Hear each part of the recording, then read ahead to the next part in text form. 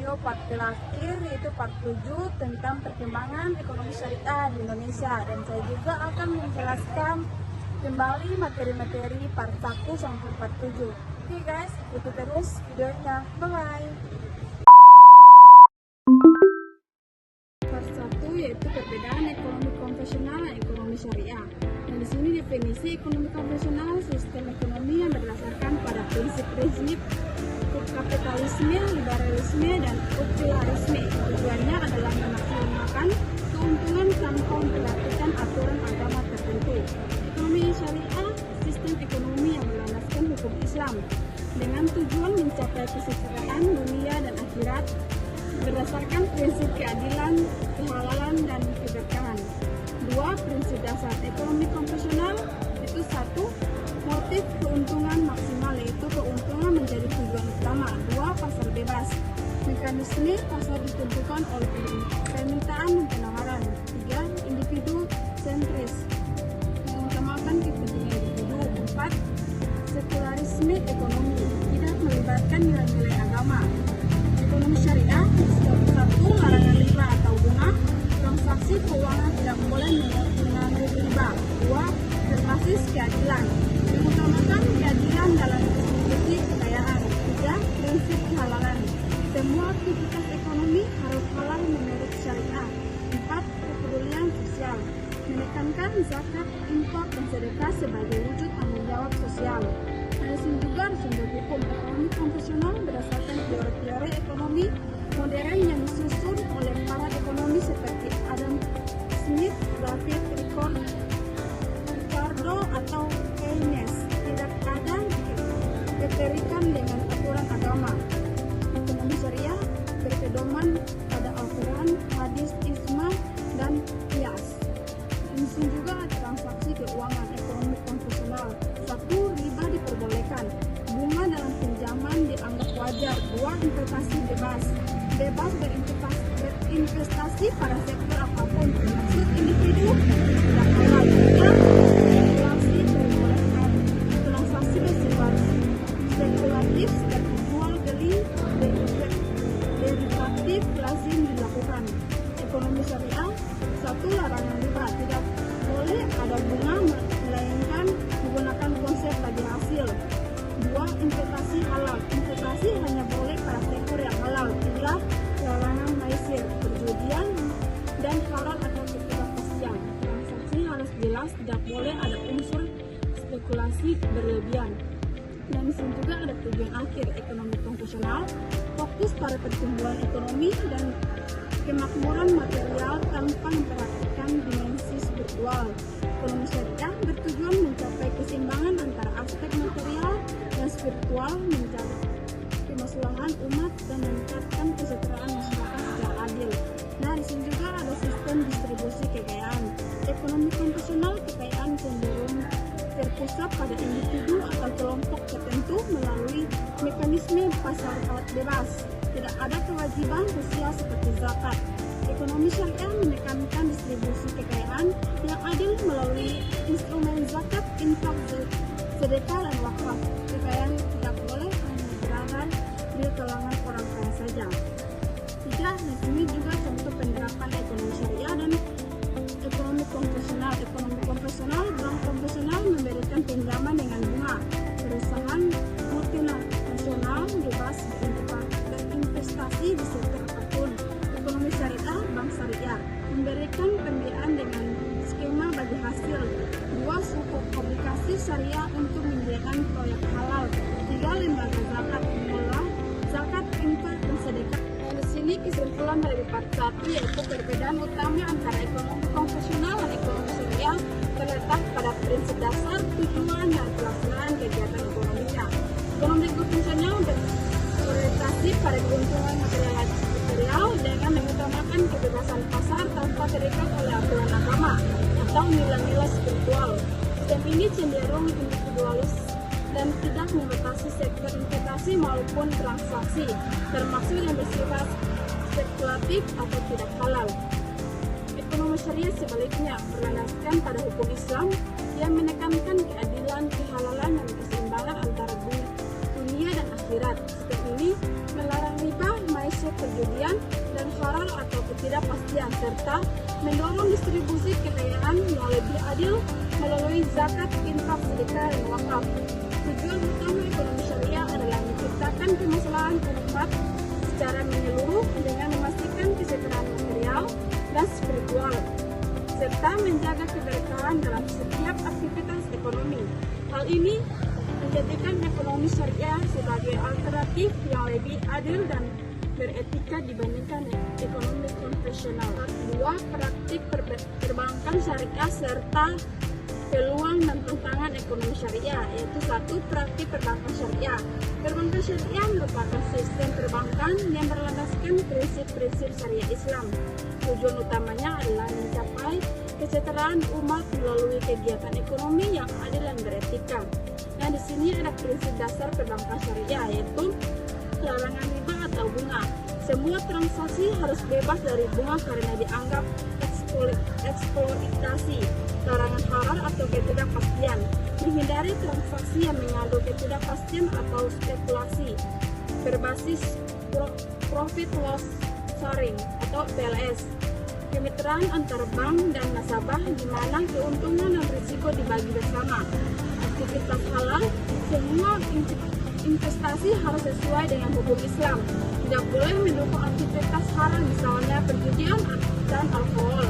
Dan di sini juga ada produk perbankan syariah, yaitu 1. Penghimpunan dana, dia atau titipan, mudharabah atau bagi hasil. 2. Penyaluran dana, murabah atau jual beli dengan margin keuntungan, ijarah, sewa, menyewa, musyarakah, kemitraan usaha. 2. Peluang ekonomi syariah. Ekonomi syariah memiliki potensi besar dalam meningkatkan kesejahteraan umat melalui penerapan nilai-nilai Islam. Beberapa peluangnya yaitu 1. Pertumbuhan populasi muslim. Dengan jumlah umat muslim yang besar, permintaan terhadap produk berbasis syariah terus meningkat. 2. Kesadaran konsumen. Meningkatnya kesadaran umat Islam terhadap produk halal dan sistem keuangan berbasis syariah. 3. Dukungan pemerintah dan regulasi. Adanya kerangka hukum dan regulasi yang mendukung pengembangan ekonomi syariah di banyak negara termasuk Indonesia. 4. Diversifikasi produk halal. Selain perbankan, sektor ekonomi syariah mencakup makanan halal, fashion Islami, pariwisata syariah, dan lainnya. 5. Globalisasi ekonomi syariah. Meningkatkan pengakuan dan kepercayaan global terhadap produk syariah di pasar internasional. 3. Tantangan ekonomi syariah. Namun, perkembangan ekonomi syariah juga menghadapi tantangan, yaitu kurangnya literasi, lebih dikenal dengan memiliki penetrasi pasar yang lebih luas. 2. Instruksi dan teknologi. Perlu adanya inovasi teknologi untuk mendukung sistem perbankan syariah yang lebih efisien. 3. Konsistensi fatwa. Perbedaan pandangan di antara ulama dapat menciptakan kebingungan terkait implementasi produk keuangan syariah. 3. Peluang dan tantangan distribusi dan ekonomi syariah, yaitu peluang populasi muslim yang besar, pasar muslim dunia yang terus berkembang. 2. Dukungan teknologi. Kemajuan teknologi mendukung inovasi dan sektor syariah. 3. Tren produk halal. Kesadaran konsumen global terhadap produk halal semakin meningkat. 3. Regulasi dan kebijakan. Pemerintah dan organisasi tradisional mendukung pengembangan distribusi syariah. Dan tantangan, literasi ekonomi syariah yang rendah, kurangnya pemahaman masyarakat tentang distribusi syariah. 2. Kompetensi dengan distribusi konvensional. Industri syariah yang dianggap kurang fleksibel dibandingkan konvensional. 3. Standarisasi halal. Perbedaan standar halal di berbagai negara dapat menghambat perdagangan internasional. 5. Kurangnya SDM profesional.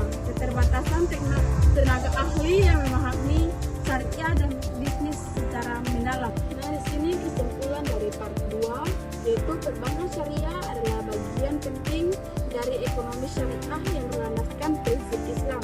Sistem ini bertujuan menciptakan keseimbangan ekonomi dengan mengedepankan keadilan, transparansi, dan keberkahan. Ekonomi syariah memiliki peluang besar untuk tumbuh di tengah meningkatnya permintaan produk halal dan dukungan regulasi. Namun, tantangan seperti literasi yang rendah, kompetensi, dan struktur yang belum optimal perlu diatasi dengan kolaborasi antara pemerintah, lembaga keuangan, dan masyarakat. Dengan langkah yang tepat, ekonomi syariah dapat menjadi pilar utama dalam membangun ekonomi yang inklusif dan berkeadilan. Ketiga, bisnis digital berbasis syariah. Bisnis digital berbasis syariah adalah aktivitas bisnis yang menggunakan teknologi digital dan beroperasi sesuai prinsip-prinsip syariat Islam. Bisnis ini bertujuan untuk memberikan manfaat kepada masyarakat dengan cara yang etis, adil, dan sesuai dengan aturan syariah.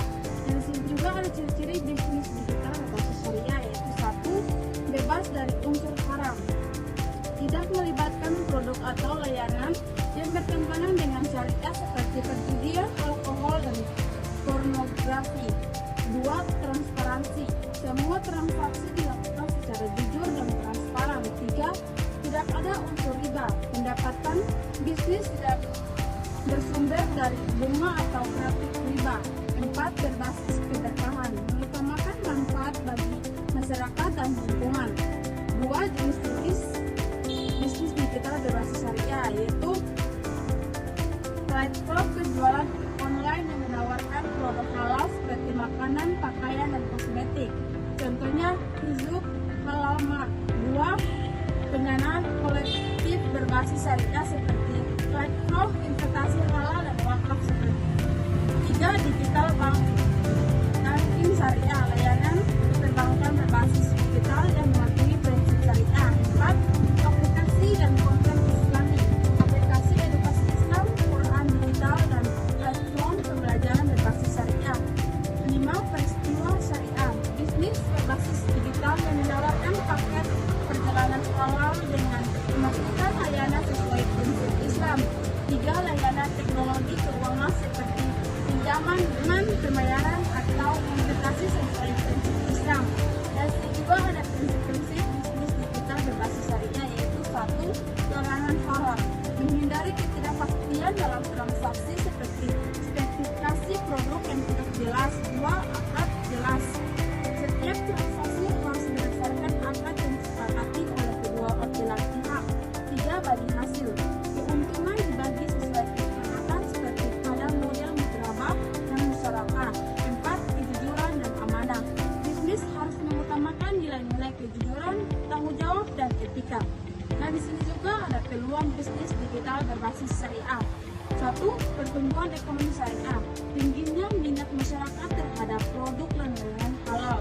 2. Dukungan teknologi, perkembangan teknologi mempermudah implementasi bisnis syariah secara global. 3. Dukungan pemerintah, adanya regulasi dan kebijakan yang mendukung ekonomi syariah. 4. Kesadaran konsumen, semakin banyak konsumen yang sadar akan pentingnya produk halal dan etis. Nah, di sini juga ada tantangan bisnis digital berbasis syariah. 1. Kurangnya literasi digital syariah, masih banyak pelaku bisnis dan konsumen yang kurang memahami konsep bisnis syariah dan digitalisasi. 2. Kompetisi pasar, persaingan dengan bisnis konvensional yang lebih mapan. 3. Regulasi dan kompleks, tidak semua negara memiliki regulasi yang mendukung perkembangan bisnis syariah. 5. Inovasi terbatas, keterbatasan inovasi produk dan layanan berbasis syariah dalam memenuhi kebutuhan pasar yang dinamis. Nah, di sini juga ada contoh penerapan bisnis digital berbasis syariah di Indonesia, yaitu aplikasi dompet digital syariah seperti Link Syariah yang menawarkan transaksi sesuai prinsip syariah. 3. Platform seperti Salam Halal atau Halal Lokal yang menjual produk halal. 3. Sartib Islami, mengembangkan aplikasi edukasi seperti Muslim Pro atau belajar Islam secara digital. 4. Praktik ekonomi syariah di pasar, ekonomi syariah di pasar mencakup kegiatan produksi, distribusi, dan konsumsi yang sesuai dengan hukum Islam. Dan ini diterapkan baik di pasar tradisional maupun modern. Contoh dari praktik ekonomi syariah di pasar yaitu perdagangan halal. Semua barang dan jasa yang diperdagangkan harus halal, tidak ada unsur penipuan dalam transaksi. 2. Pasar model syariah. 1. Investasi dalam saham yang memenuhi kriteria syariah atau tidak berhubungan dengan distribusi haram. 2. Surat berharga syariah seperti sukuk. 3. Koperasi syariah, lembaga koperasi yang beroperasi dengan sistem bagi hasil tidak melibatkan riba. 2. Pengumpulan dana untuk usaha atau proyek berbasis syariah. 5. Jual beli dengan akad syariah, misalnya akad murabah atau jual beli dengan margin keuntungan, salam atau jual beli dengan pesanan atau ijarah, sewa menyewa. 6. Wakaf produktif, pemanfaatan harga wakaf untuk kegiatan ekonomi seperti pembangunan aset produktif seperti rumah sakit, sekolah, dan lain-lain. Nah, di sini juga ada prinsip pasar syariah. 1. Kejujuran dan amanah, mengutamakan transaksi dan kepercayaan dalam transaksi. 2. Tidak ada monopoli atau kecurangan. Semua pelaku pasar memiliki akses yang adil. Nah, di sini kesimpulan dari part 3 yaitu bisnis digital berbasis syariah adalah wujud integrasi antara teknologi dan nilai-nilai Islami yang bertujuan untuk menciptakan aktivitas ekonomi yang beretika dan adil dengan potensi pasar muslim yang besar dan dukungan perkembangan teknologi. Bisnis ini memiliki peluang besar untuk berkembang, namun tantangan seperti kurangnya literasi dan kompetensi dengan bisnis profesional perlu diatasi melalui kolaborasi, inovasi, dan edukasi. Bisnis digital berbasis syariah dapat menjadi bagian penting dalam membangun ekonomi yang berkelanjutan dan berbasis keberkahan. Part 4. Industri syariah dan praktik ekonomi syariah di pasar. Industri syariah adalah sektor ekonomi yang menjalankan aktivitas bisnis dan produksinya berdasarkan prinsip-prinsip Islam. Tujuannya adalah menciptakan kesejahteraan umat melalui kegiatan ekonomi yang halal, beretika, dan berkeadilan.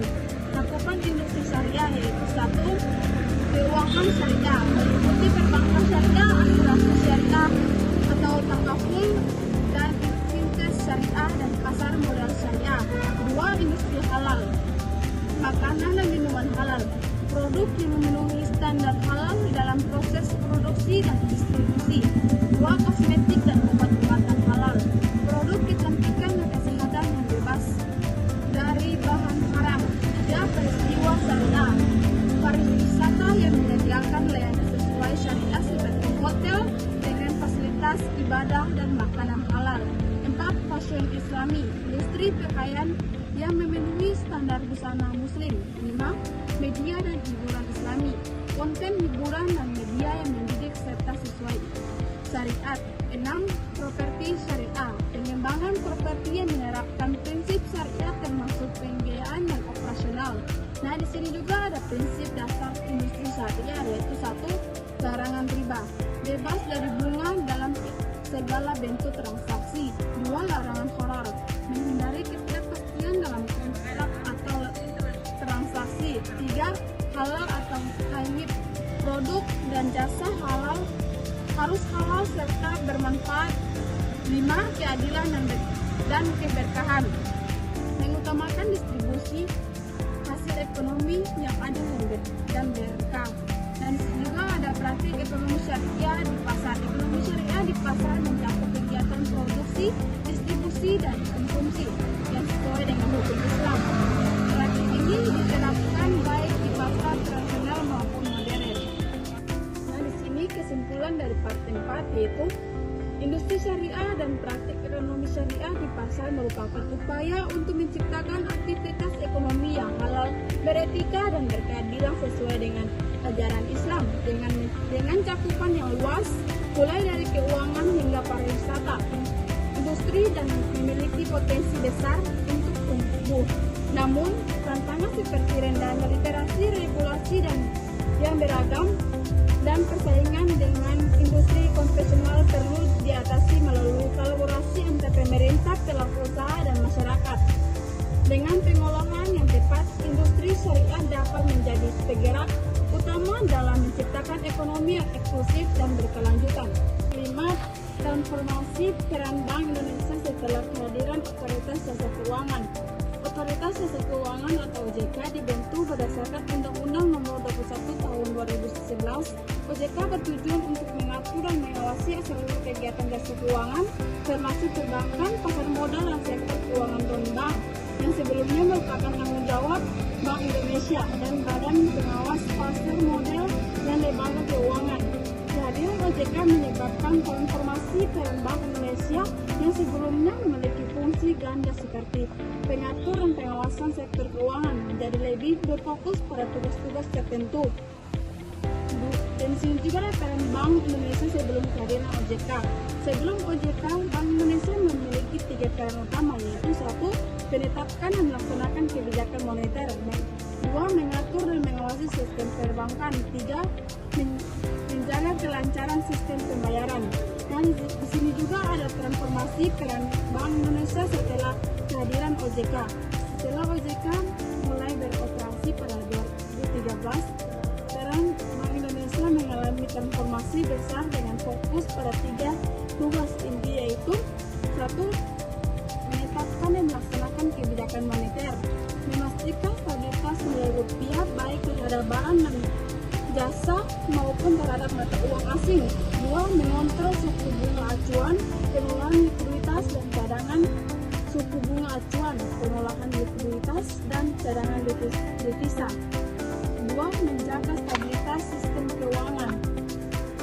Bank Indonesia berfokus pada aspek makroprudensial untuk menjaga stabilitas sistem keuangan secara keseluruhan seperti mencegah risiko sistematik. Contoh kebijakan mengatur rasio pada kredit properti, pemutuan likuiditas perbankan, pengelolaan stabilitas pasar. 3. Menjaga kelancaran sistem pembayaran, mengatur dan mengawasi sistem pembayaran di Indonesia baik tunai maupun non-tunai. 2. Meningkatkan digitalisasi sistem pembayaran seperti mengembangkan kris. 4.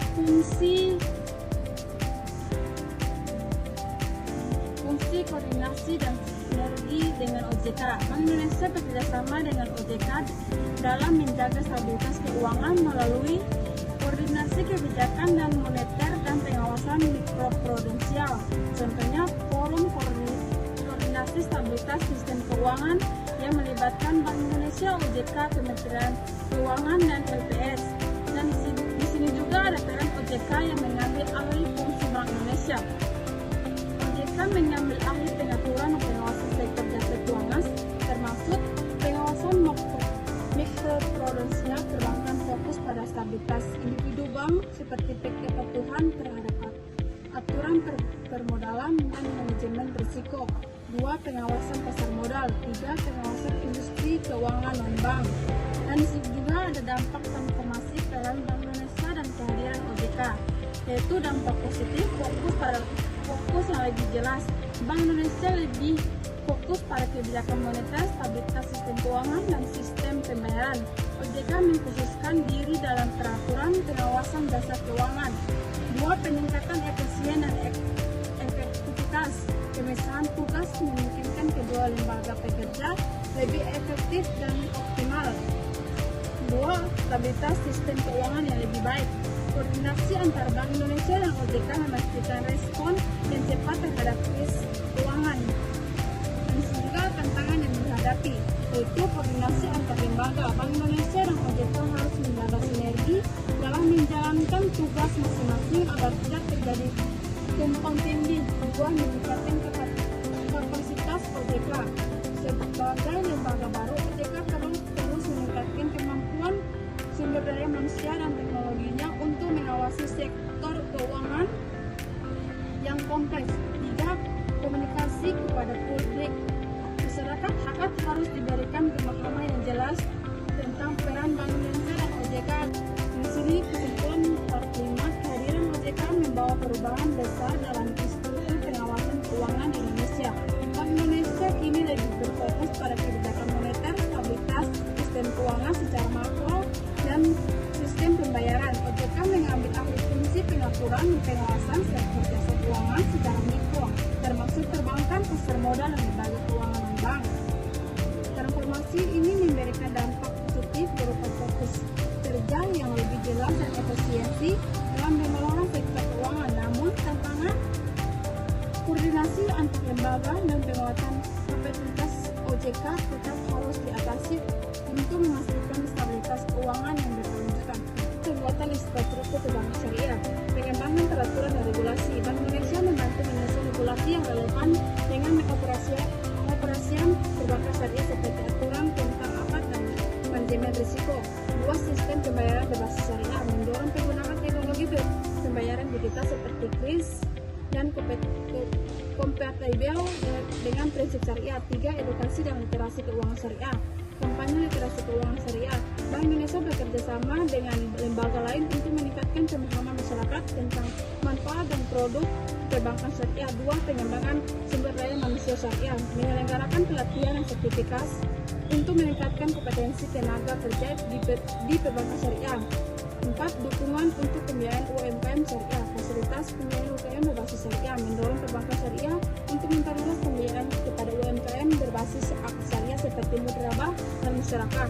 2, inklusi keuangan syariah, mengarahkan perbankan syariah untuk menyediakan layanan keuangan yang menjangkau masyarakat kecil dan daerah terpencil.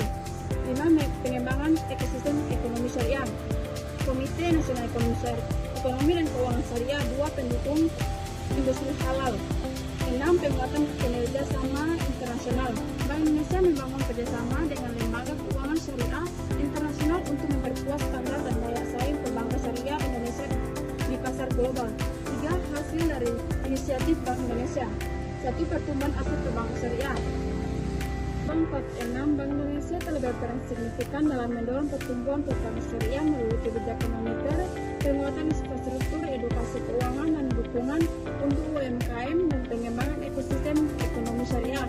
Inisiatif ini bertujuan untuk menjadikan perbankan syariah sebagai pilar penting dalam setiap keuangan nasional yang inklusif dan berbasis keberkahan. Namun tantangan seperti pangsa pasar yang kecil, keterbatasan sumber daya manusia dan infrastruktur digital perlu diatasi untuk mempercepat pertumbuhan sektor ini dengan sinergi antara Bank Indonesia, OJK, dan pelaku industri perbankan syariah di Indonesia melalui potensi besar untuk berkembang lebih pesat dan memberikan kontribusi signifikan pada perekonomian